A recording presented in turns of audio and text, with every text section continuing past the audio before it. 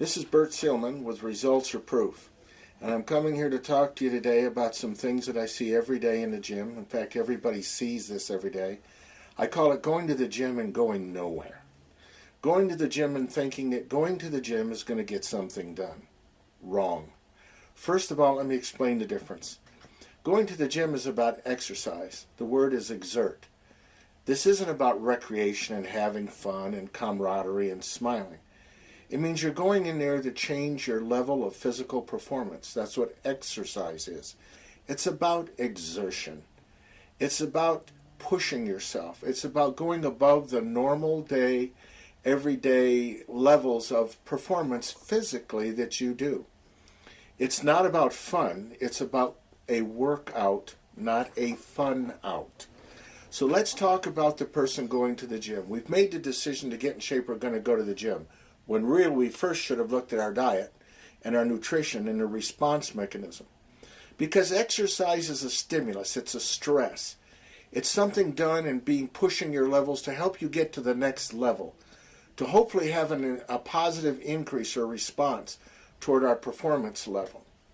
So it must be measured. We need to measure this intensity to know time after time that we're going to make it progressive. You see, going to the gym is usually about progressive resistance training, not weightlifting. Progressive resistance training. Because the lowering of the weight is twice as important as the raising of the weight. When you lengthen a muscle or you lower the weight or you release the contraction, this is what causes the tissues to be stressed because you're 40% stronger releasing than trying to contract or to pull the muscle to you.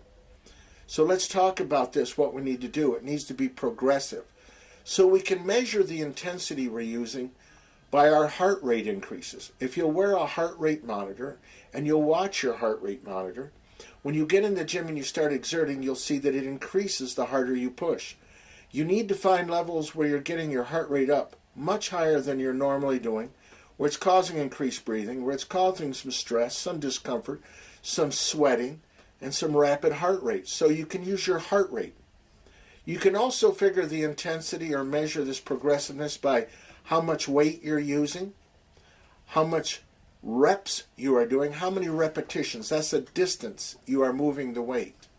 And then in how much time did you move the weight. So the factors are distance, resistance, and time. The distance is the reps, the resistance is the amount of weight, and the time that you move it in. So if you move more weight, longer distance with more repetitions, and you do it in less time, that becomes more intense. Now also changing the order can make it even more intense. But you need to sit down, you need to take numbers down, like on each workout, how many repetitions did I get with this weight? How many reps did I get? And how much time did I do it in? And then by using things like the resting heart rate the next day, you can tell if it worked or it did not. The resting heart rate is the most overlooked one of the measurements that you can use. So let's talk about doing the math. If we're going to go to the gym, we want to go somewhere, we want it to be progressive, okay? We want to talk about doing the math. So how many reps with how much weight and how much time, and then looking at our heart rate numbers to see if they've increased also and how we're progressing. So let's talk about the overall workout time. Let's talk about the time between exercises and the type of repetitions. The slower you release the reps, the more resistance you're going to put into the muscle, the faster your heart rate is going to increase, the more intense your workout becomes. If you go in and you do exercises with a little lighter weight, with a little more time between the exercises, and the overall workout time is a little longer, that's going to be a little easier on you. It will hold you where you are, but it won't make you progress. So remember, you want to increase intensity to make it progressive, more weight, more resistance, and in less time. Now the next thing is you need to check this out, and check out if you're really progressing. Take some measurements every 3 weeks on particular points of the body and have someone do it. Find an accurate body composition test that you take at the same time of day every 3 weeks on the same day after having eaten basically the same diet. Take some pictures at specific distances with specific lighting And you'll know if you're changing with the same camera settings.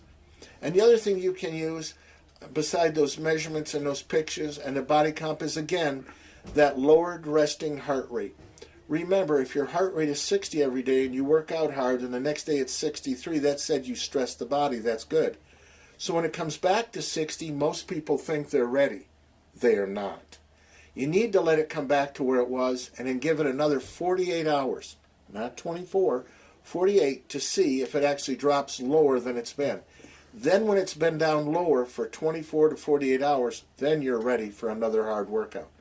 So let's keep things going. Let's go to the gym and get something out of it. Let's make it more intense.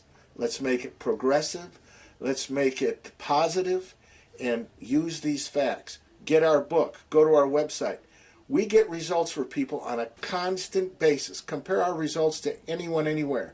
We're available for consulting, private programs, and just giving advice. Have a great day, and be progressive.